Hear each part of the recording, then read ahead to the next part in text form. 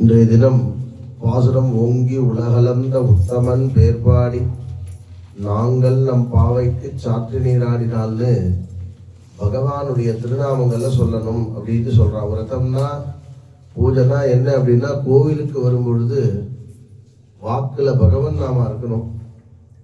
பகவன் நாமா என்ன ஸ்தோத்திரங்கள் சொல்லலாம், விஷ்ணு சஹஸ்ரநாமம் சொல்லலாம், சிவன் கோயிலுக்கு போனோம்னா லலிதா சஹஸ்ரநாமம் சொல்லலாம், இந்த பரமேஸ்வரனுடைய திருநாமங்களை சொல்லலாம். அவரவர்களுடைய சௌரியத்துக்கு ஏற்ற மாதிரி பகவானுடைய எண்ணம் இருக்கணுங்கிற அப்படி சொல்லும் பொழுது என்ன ஆகும் அப்படின்னா, மாதம் மும்மாறி பெய்யும். உலகத்துக்கு கோவிலில் ஒரு கைங்கரியம் பண்ணோம்னா அதை நம்மையும் நல்லா வச்சிருக்கோம், உலகத்தையும் நல்லா வச்சிருக்கோங்கிற. ஓங்கி உலகளந்த உத்தமன் பேர்பாடி நாங்கள் நம் பாவைக்கு சாற்றி நீராடினால் தீங்கின்றி நாடெல்லாம் திங்கள் மும்மாறி பெய்து. உலகத்துல கெட்டதே வரவே வராதான். உலகத்துல புதுசா ஒவ்வொரு நாட்டுக்கும் யுத்தம் வருது. சரி, யுத்தம் தான் வருது, அவங்க எதாவது பார்த்துக்கிறாங்கன்னு பார்த்தோம்னா புதுசான வியாதி வருது. ஒரு வியாதி போச்சு, இதுக்கப்புறம் இனிமே நமக்கு கவலை இல்லைன்னு நாம இருக்க முடியல நிம்மதியா. அதுக்குள்ள இன்னொரு வியாதி வருது. அந்த வியாதியை கட்டுப்படுத்துற மாதிரி வைத்தியர்களுக்கு தெரியல. அதை கண்டுபிடிக்கிறதுக்குள்ள அந்த வியாதியினுடைய உபாதி அதிகமாகி இவன் சிரமப்படுறான். இப்படிலாம் இருக்கு. அதே மாதிரி விவசாயம், சாப்பிட்றதுக்கு சாப்பாடு இருக்கு பாருங்க. ஒவ்வொரு நாளும் விலை 30 ரூபா 40 ரூபான்னு இருந்ததுன்னா அது அப்படியே ஏறிண்டே போகுது. எதனால அப்படின்னா, அதனுடைய ரொம்ப கம்மியா இருக்கிறதுனால. ஒரு பூக்கார மாட்டம் பூ வாங்குறோம், அந்த அம்மா கடையை மூட போறா, பூ ஜாஸ்தியா இருக்குன்னு வச்சுங்களேன், என்ன சொல்லுவா, நீ கொடுக்கறது கூட மொத்தத்தையும் ஒன்றை கொடுத்துட்றேன்பா. ஏன் அப்படின்னா, அவளுக்கு பூ ஜாஸ்தியா இருக்கு, எப்படியாவது வித்தா போறோம்னு இருக்கு. இப்ப நம்ம சாப்பிட்ற பொருள்லாம் விலை ஏறிட்டே இருக்க காரணம் என்ன அப்படின்னா, விவசாயம் சரியா இல்லை. விவசாயத்தையும் நாம மறந்துடுறோம். விவசாயம் சரியா இல்லாத காரணத்தினால சரியா விளைச்சல் இல்லை. விளைச்சல் இல்லைன்னா நம்ம சாப்பிட்றது எத்தனை பேர்? இன்னைக்கு 100 கோடி மக்கள் இருக்காங்க இந்தியாவில் அப்படின்னா, அடுத்த வருஷம் 101 கோடியா மாறிடுறது. 101 கோடி மக்களுக்கு சாப்பிட்றதுக்கு இதே விவசாயம் தான் எப்படி பார்த்தோம். அப்ப என்ன பண்றான், விலையை ஜாஸ்தி பண்றான். விலையை ஜாஸ்தி பண்ணா என்ன ஆகுது அப்படின்னா, எல்லாரும் கம்மியா சாப்பிட்றதுன்னு ஆரம்பிச்சு. இதுக்கு முன்னாடி நம்ம பெரியவர்கள்லாம் நல்லா சாப்பிடணும், நிறைய உழைக்கணும் அப்படி சொன்னது போய் கம்மியா சாப்பிடணும் அப்படின்னு சொல்லி இன்னைக்கு டைட்டுக்கு கன்சல்டேஷன் அப்படின்னு சொன்னோம்னா ஒத்த விடாம பணம் கட்டிட்டு போகணும். நீங்க இப்போ டைட் கன்சல்டேஷன் ஒரு தடவை சொன்னா போதும், நான் உங்களை இலைக்க வைக்கிறேன் அப்படின்னா எல்லாரும் ஒத்த விடாம போறாங்க. இலைக்க வைக்கிறதுக்கு தனியா பண்ணணுமா என்ன? காலையிலேருந்து நம்ம செய்ய வேண்டிய காரியத்தை ஒழுங்கா பண்ணா போதும். கோவிலுக்கு நடந்து போகணும், அங்க போய் பிரதட்சணம் பண்ணணும், 2 கை கூப்பின்னு இருக்கணும், பகவன் நாமா இருக்கணும், மனசுல உள்ள இருக்க சுவாமியை மனசால நினைக்கணும். இதுதான் கோவில் வழிபாடு.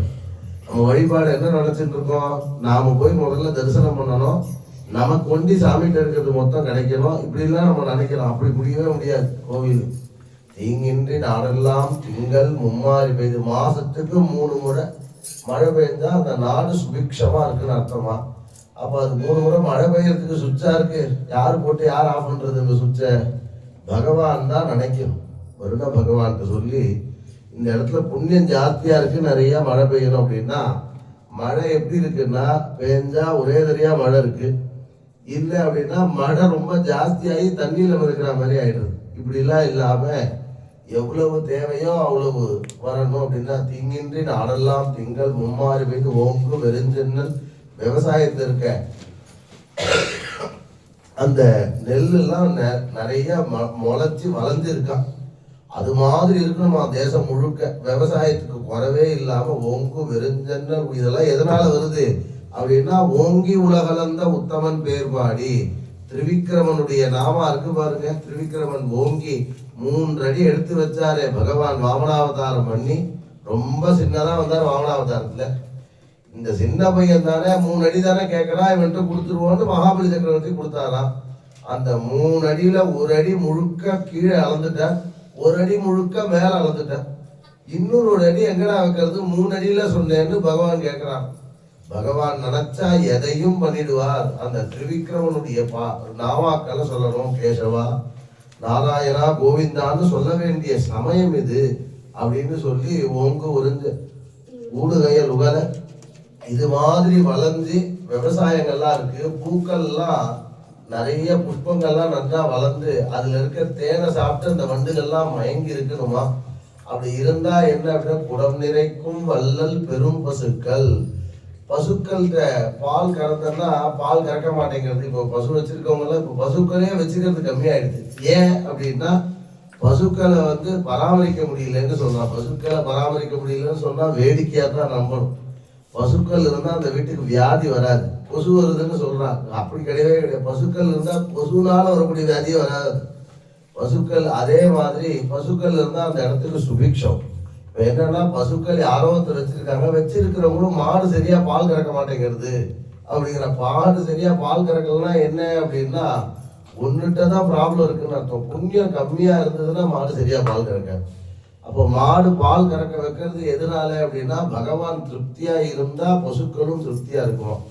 அதுபோல பகவான் குடம் நிறைக்கும் வள்ளல் பெரும் பசுக்கள். எப்போதுமே பகவான் நாமா சொல்லிட்டு இருக்க தேசமா இருந்தா அந்த பசு பால் கறக்கும் பொழுது குடத்துல நிறைஞ்சு வழியுமா.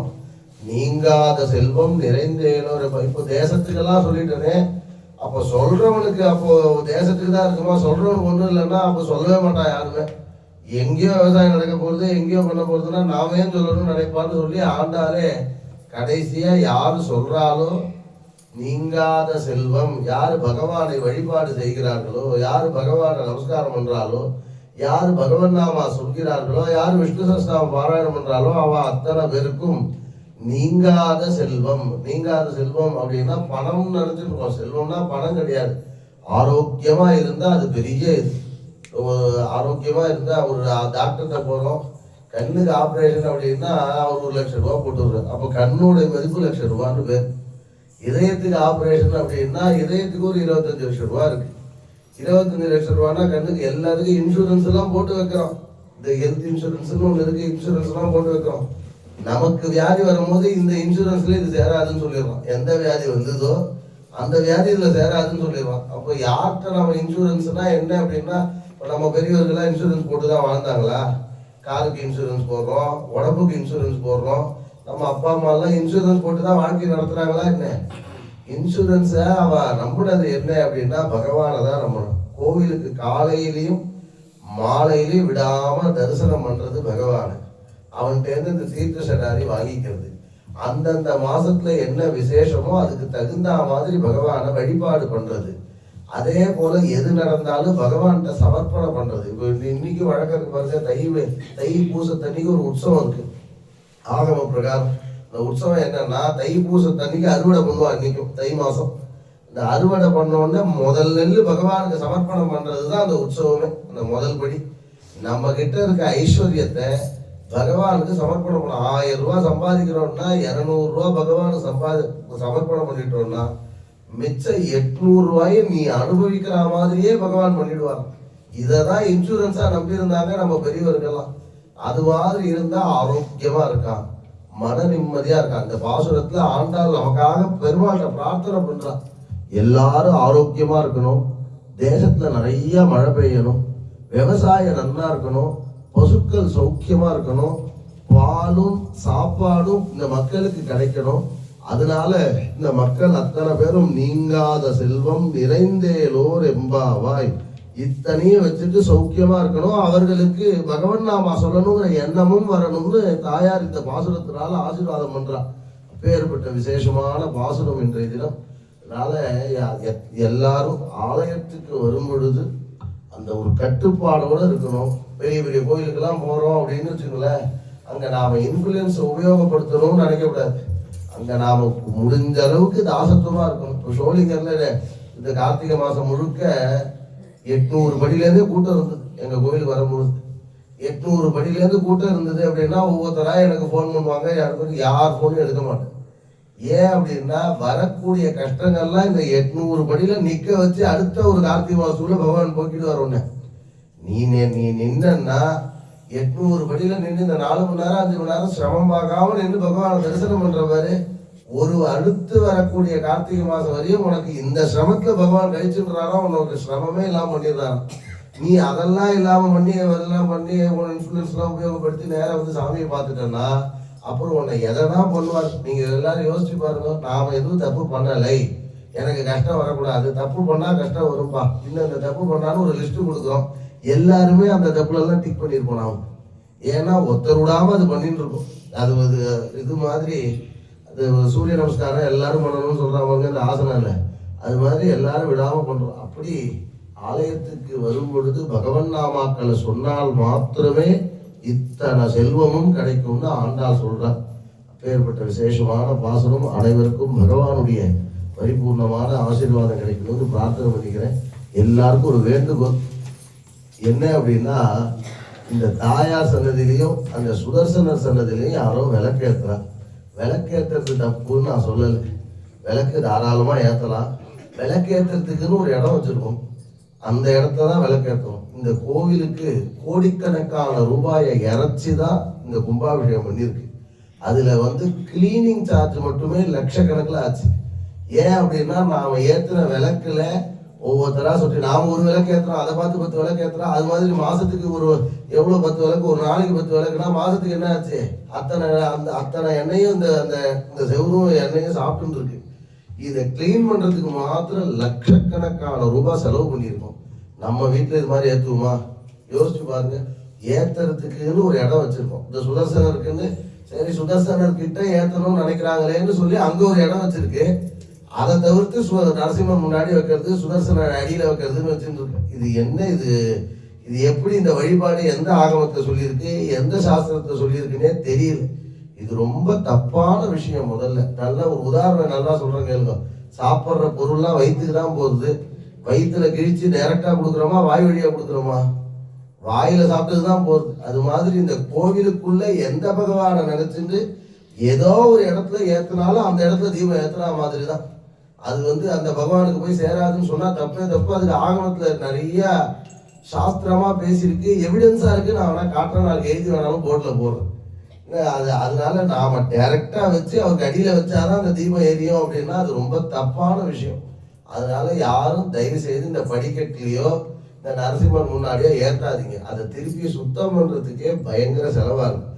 நாம் ஒரு புண்ணிய காரியம் பண்ணுறோன்னு நினச்சிட்டு பாபத்தையும் சேர்த்து பண்ணிட்டு இருக்கோம். அப்படி பண்ணாமல் ஒன்று கருடர் முன்னாடி இருக்க அந்த ட்ரேல ஏற்றலாம், இல்லை சுதர்சனத்தை ஏற்றுறவங்க அங்கே ஒரு ட்ரே வச்சுருக்கு, அங்கே ஏற்றுங்க. இப்போ வந்திருக்கிற மக்களில் தான் யாரோ ஒருத்தர் ஏற்றுறாங்க. இதுக்குன்னு ஒரு ஆள் போட முடியுமா, நான் யார் ஏற்றுறாங்கன்னு பார்க்கறதுக்குன்னு? அதனால அதெல்லாம் தயவு செய்து இதை பின்பற்றவும். இது பண்ணாலே மகா புண்ணியம்னு அர்த்தம். எந்த பகவானுக்காக இப்போ மகாலட்சுமிக்கு ஏற்றுறீங்கன்னா இந்த கருடர் முன்னாடியே மகாலட்சுமிக்கு நினச்சி ஏற்றுனா மகாலட்சுமியைத்தான் போய் சேரும். அதில் ஒன்றும் சந்தேகமே கிடையாது. அப்படி எவிடன்ஸோட ஆகமத்திலலாம் சொல்லியிருக்கும் போது நாம யாரும் அதை பிரேக் பண்ணுறதுக்கு? தயவு செய்து அப்படி ஏற்றாதீங்க. 4 நேரம் அங்கே தீபம் இருக்காதுன்னு நம்புறோம். அத்தனை பேருக்கும் பகவானுடைய அனுகிரகம் கிடைக்கும். பிரார்த்தனை.